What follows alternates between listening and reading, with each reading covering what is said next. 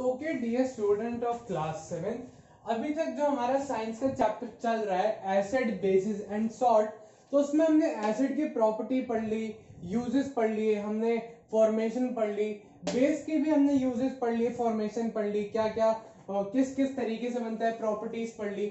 Salt की भी हमने सारी प्रॉपर्टीज पढ़ ली, हमने देख लिया कि सॉल्ट किस तरह से बन रहा था।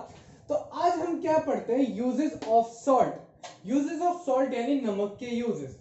अब आप अगर इसको देखने जाएं तो ये नॉर्मल नमक, आपने देखा होगा ये नॉर्मल नमक भी होता है, लेकिन हमेशा ये नॉर्मल नमक नहीं होता। जब हम कुछ फिक्स तरीके के कंपाउंड को यानी कुछ फिक्स तरीके के एसिड और कुछ फिक्स तरीके के बेसिस को मिलाते हैं, यानी HCl जो NaOH को मिलाते हैं तो NaCl बनता है, जो हमारा कॉमन सॉल्ट होता है। लेकिन जब हम अलग अलग तरीके के एसिड और अलग अलग तरीके के सॉल्ट्स मिलाते हैं ना, तो अलग अलग तरीके के सॉल्ट्स बनते हैं। क्या बनते हैं बच्चों? अलग अलग तरीके के सॉल्ट्स बनते हैं। तो अलग अलग तरीके के सॉल्ट्स की अलग अलग तरीके की जो होती है यूजेस होते हैं। हर तरीके के सॉल्ट को अलग तरीके से यूज किया जा सकता है। तो आज हम क्या पढ़ेंगे, हम सॉल्ट के यूजेस करेंगे, यानी हम सॉल्ट के सारे यूजेस समझेंगे, नमक के सारे यूजेस। तो हम क्या करते हैं, हम बुक के हिसाब से इसको रीड करते हैं। हम पॉइंट वाइज, वैसे मैंने इसको बना रखा है कि पॉइंट वाइज जो हमारे पास सारे सॉल्ट्स हैं उसके हिसाब से मैंने 10 पॉइंट्स प्रिपेयर कर रखे हैं। तो जैसे जैसे हम ये सॉल्ट्स कवर करते जाएंगे, हमारी बुक के भी 10 पॉइंट्स कवर हो जाएंगे। तो आप उसमें देखते जाइए, रीड करते जाइए और आपको समझ में आता जाएगा कि हम क्या पढ़ रहे हैं आज। यूजेस ऑफ सॉल्ट्स, ठीक है। सबसे पहला सोडियम क्लोराइड का हमें यूज दिया हुआ है। किसका? Sodium chloride. सोडियम क्लोराइड बच्चा आपको याद रखना है, जो NaCl होता है ना, NaCl, ये होता है हमारा कॉमन सॉल्ट। क्या होता है ये हमारा? ये होता है हमारा कॉमन सॉल्ट, जो हम डेली बेसिस पे यूज करते हैं खाने के लिए, सारी चीजें करने के लिए। और ये जो सॉल्ट होता है, इससे और भी बहुत सारी चीजें होती हैं। तो सबसे पहले इसका यूज भी हमें यही दिया हुआ है। सोडियम क्लोराइड यानी NaCl is used in food. खाने में जो नमक इस्तेमाल होता है, जो खाने में सॉल्ट इस्तेमाल होता है, वो सॉल्ट होता है सोडियम क्लोराइड यानी NaCl। इन पिकल्स, अचार में हम इसे डालते हैं। अचार में हम इसे क्यों डालते हैं? अचार में हम इसे इसलिए डालते हैं ताकि हम अचार डालें तो इसमें कोई सा भी माइक्रो ऑर्गेनिज्म, कोई सी भी ऐसी चीज जो अचार को खराब ना कर दे, वो कैसे भी वैसी चीज उसके अंदर पनपे ना, यानी बने ही ना। तो इसलिए हम क्या करते हैं, सोडियम क्लोराइड यानी NaCl को हम डालते हैं पिकल्स में। और क्या यूज है? Manufacturing of sodium hydroxide. अब क्या हुआ बच्चों, सोडियम हाइड्रोक्साइड जब हम मैन्युफैक्चर करते हैं, यानी जब हम सोडियम हाइड्रोक्साइड बनाते हैं बड़ी बड़ी इंडस्ट्री में, तो उसमें सबसे ज्यादा यूज क्या आता है? NaCl। ये एक सॉल्ट है, इसी की मदद से और भी सॉल्ट्स तैयार किए जाते हैं। जो सोडियम क्लोराइड से की मदद से जब हम सोडियम हाइड्रोक्साइड प्रिपेयर करते हैं, तो भी सबसे जो मेजर यूज होता है वो होता है सोडियम क्लोराइड का। उसके बाद में वॉशिंग सोडा। वॉशिंग सोडा भी इसी से ही प्रिपेयर किया जाता है, इसी का ही सब प्रोडक्ट, बाय प्रोडक्ट, यानी इसी के द्वारा ही बने हुए होता है। एक चीज होती है कि एक पेरेंट चीज होती है, यानी एक जो सबसे बड़ी चीज होती है, उसी से छोटे छोटे छोटे छोटे टुकड़ों में अलग अलग होके बाकी चीजें बनती है। उसी तरीके से NaCl एक सॉल्ट है, एक तरीके का नमक है, उसी से अलग अलग रिएक्शन करके अलग अलग तरीके के सॉल्ट प्रिपेयर किए जाते हैं। तो उसमें से एक कौन सा हो गया बच्चों? Sodium hydroxide. दूसरा हो गया वॉशिंग सोडा। आपने क्लोरीन का नाम सुना होगा, आपने घर में जरूर सुना होगा कि आज जो पानी में है क्लोरीन की अमाउंट ज्यादा है, क्लोरीन पानी में आज काफी ज्यादा है और क्लोरीन का टेस्ट आ रहा है अजीब सा। तो जो बेटा क्लोरीन बनता है ना, जो क्लोरीन हम बनाते हैं, वो क्लोरीन भी किससे निकलता है? वो इसी सोडियम क्लोराइड की मदद से ही निकाला जाता है। तो नमक के हमने कौन कौन से, यानी सॉल्ट जो NaCl है, उसके यूजेस हमने पढ़ लिए। यूजेस हमने क्या पढ़े? हम इसको टेबल सॉल्ट यानी खाने में इस्तेमाल करते हैं, फूड के अंदर इस्तेमाल करते हैं, वॉशिंग पाउडर भी हम इससे प्रिपेयर करते हैं। और क्या करते हैं? हम इससे सोडियम हाइड्रोक्साइड बनाते हैं। और क्या करते हैं बच्चों? इससे हम बनाते हैं जो HCl होते हैं, यानी हाइड्रोक्लोरिक एसिड। हाइड्रोक्लोरिक एसिड आपने सुना होगा, जो हम रिएक्शन में भी यूज करते हैं, सब कुछ करते हैं। तो वो जो एसिड होता है, यानी हाइड्रोक्लोरिक एसिड है HCl, वो भी किससे बनाया जाता है? NaCl की मदद से। और क्या हुआ?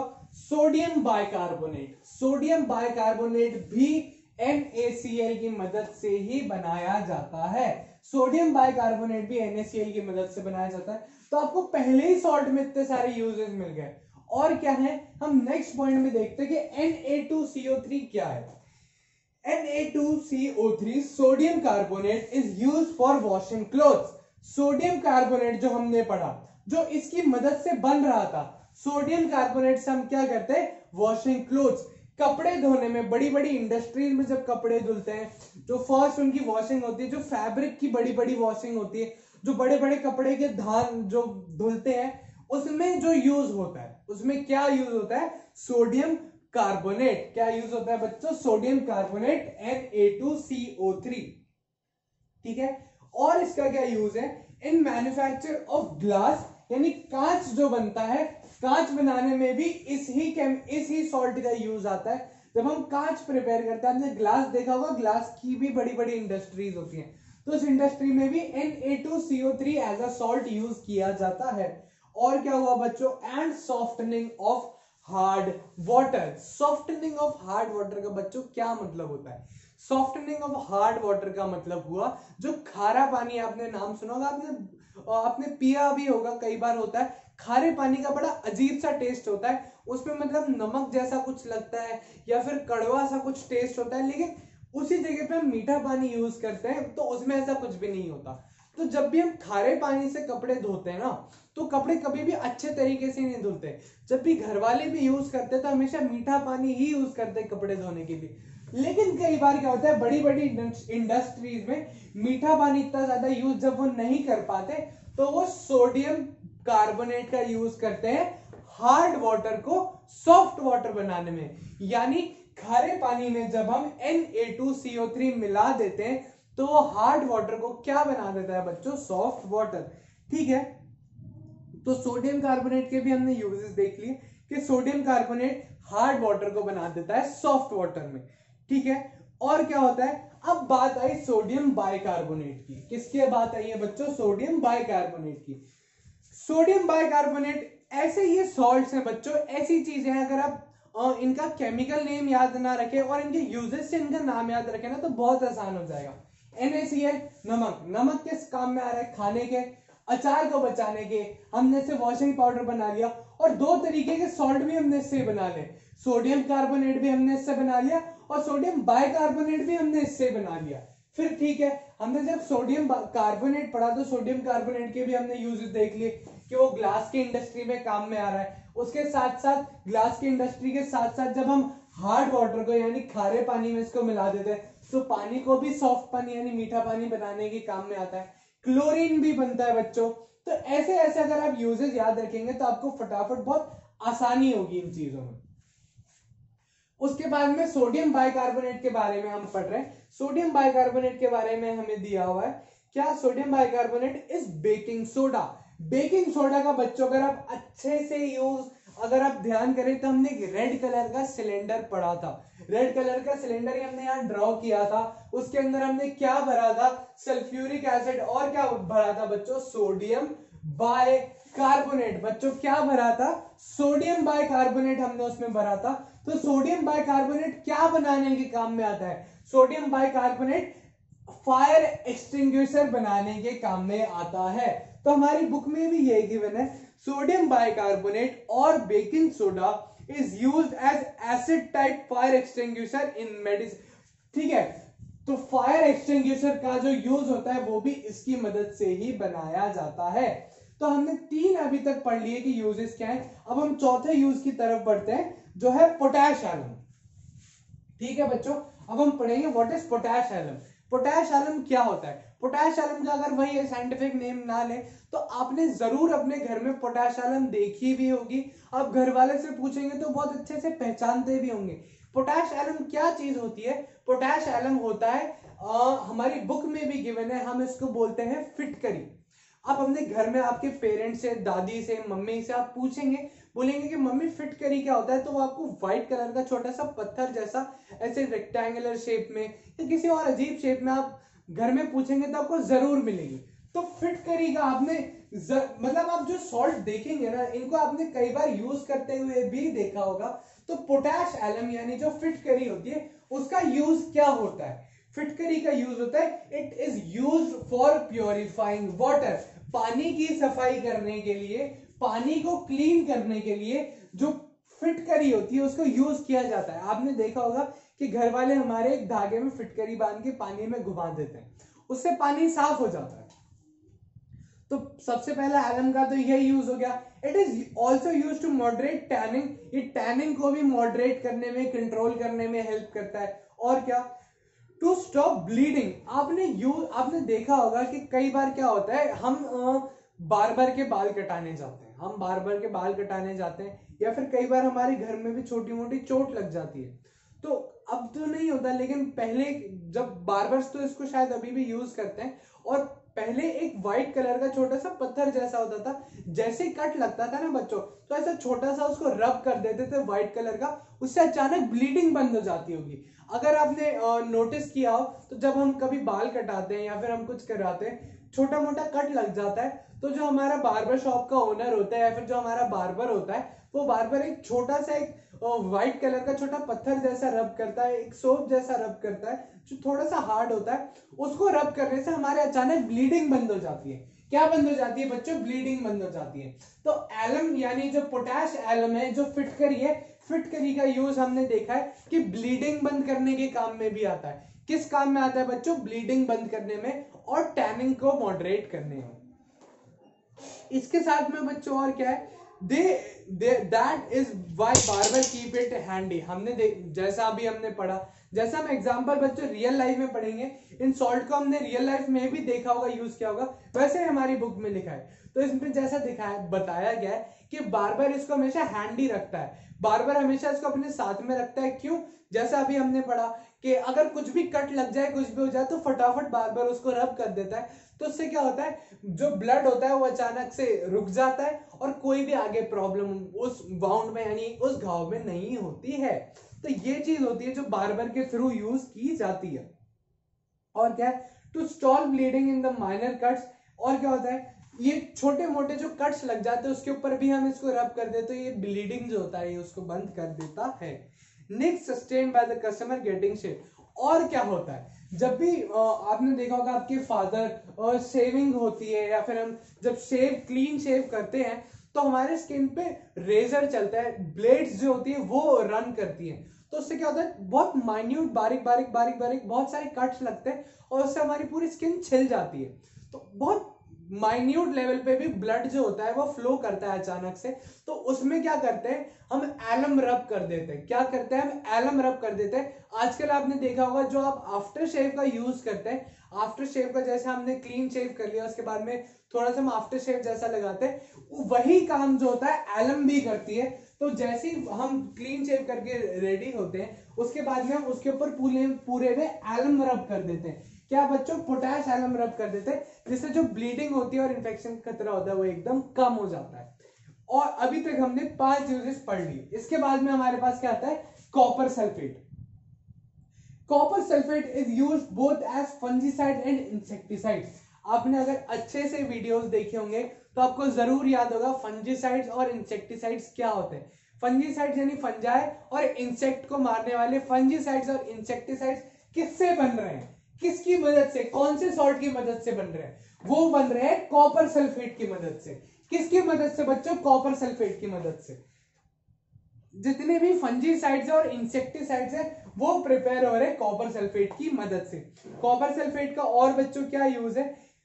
Copper sulphate it is also use in electroplating, dyeing and in medicine.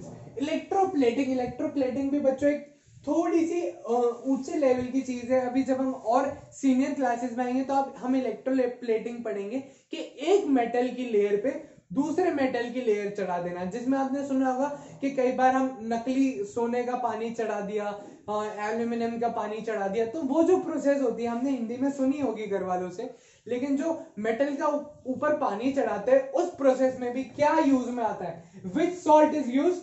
Copper sulphate salt is use.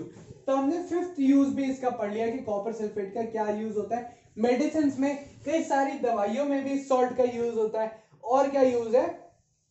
It is also use in dyeing, यानी जो कलरिंग हम करते हैं, डाइंग हम करते हैं, कई मशीन्स के ऊपर जो पेंट बनता है या फिर जो डाइज बनती है, जो हमने डाई का हमने नाम सुना होगा, वो डाइज भी किसकी मदद से बनती है? कॉपर सल्फेट की मदद से।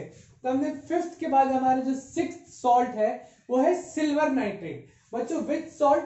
Silver nitrate. सिल्वर नाइट्रेट का क्या यूज है? Silver nitrate is use in developing photographic plates. ये भी बच्चों जब आप सीनियर क्लासेस में आएंगे तो आप इसको जरूर पढ़ेंगे कि जो फोटोग्राफिक प्लेट्स होती है वो क्या होती है।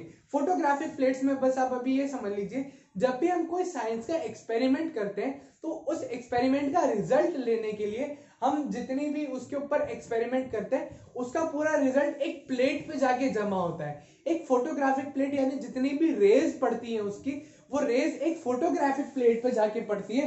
तो जो वो फोटोग्राफिक प्लेट होती है ना बच्चों, उसको बनाने में क्या इस्तेमाल आता है? Silver nitrate. जो फोटोग्राफिक प्लेट्स बनती हैं जितने भी एक्सपेरिमेंट्स के लिए, तो वो किससे बनती है? Silver nitrate. तो आपको ये बात याद रखनी है। सिल्वर नाइट्रेट के बाद क्या बच्चों आया है? सिल्वर नाइट्रेट के बाद आया हमारे पास में बोरेक्स। बोरेक्स एक प्रिजर्वेटिव है। प्रिजर्वेटिव आपने देखा होगा, प्रिजर्वेटिव चीजों को बचाने का काम करता है। जो चीजें बचाई जाती हैं, जो भी हम चीजें बनाते हैं, बचाते हैं, कई बार आपने पढ़ा होगा प्रिजर्वेटिव एक मतलब पीछे लिखा होता है कई बार फूड्स के पीछे कि this has been preservative by this and this. तो जो प्रिजर्वेटिव होते हैं वो किसके बनते हैं बच्चों? वो बनते हैं बोरेक्स के। अब इसके बाद में हमारे पास में क्या आता है? इसके बाद में आता है हमारे पास में sodium benzoate. Sodium benzoate, what is sodium benzoate? Sodium benzoate is used as also preservative. Sodium benzoate भी जो होता है एक तरीके का प्रिजर्वेटिव होता है, ये चीजें बचाने का काम करता है। तो सोडियम बेंजोएट भी एक तरीके का प्रिजर्वेटिव होता है। इसके बाद में बच्चों क्या आ गया? Calcium sulphate. कैल्शियम सल्फेट जो होता है पीओपी यानी प्लास्टर ऑफ पेरिस जो होता है वो कैल्शियम सल्फेट होता है। जब भी हमारा हाथ फ्रैक्चर हो जाता है तो उसके ऊपर आपने देखा हो जो जिस चीज से वो पट्टा बनाते हैं, यानी जो जिस चूने से वो पट्टा बनाते हैं, उस चूने को इंग्लिश में क्या कहा जाता है? Calcium sulphate. क्या कहते हैं बच्चों? Calcium sulphate. उसके बाद में हमारे पास आता है ferrous sulphate is use in ink manufacturing industries. Last हमारा जो सॉल्ट का यूज है वो है फेरस सल्फेट। फेरस सल्फेट बच्चों किस यूज में आता है? इंक बनाने के काम में आता है। किस यूज में आता है बच्चों? इंक बनाने के काम में आता है फेरस सल्फेट। तो अभी हमने इनके 10 पॉइंट्स अच्छे से समझ लिए। हम छोटा सा एक पैराग्राफ है वो रीड करते हैं और हमारे जो यूजेस है वो खत्म हो जाएंगे। Some salts are also known by their common salt name as compared to their chemical name. Some of these salts along with their common name chemical name and has been given in the table below. तो ये हमने सारे salt के नाम और uses पढ़ लिए। इस पैराग्राफ में हमें दिया गया है कि इसके नीचे हमें सारी चीजें, सारी इंफॉर्मेशन सॉल्ट के कॉमन नेम और सॉल्ट के केमिकल नेम गिवन है। अगर आप इसको पढ़ेंगे तो आपको ये सारी चीजें आराम से क्लियर हो जाएंगी। तो आई होप आपको अच्छे से सॉल्ट के सारे यूजेस समझ में आए हो। अगर आपको कोई भी यूज मिस होता हो या फिर आपको नहीं समझ में आया हो तो आप इसको वापस से जाके देख सकते हैं। ये हमारे पास 10 पॉइंट्स है, आप इसको जरूर देखिएगा और इन केमिकल नेम को आप जरूर लिख लिख के याद कीजिएगा, उससे आपको ये जरूर याद हो जाएंगे। Okay, so thank you.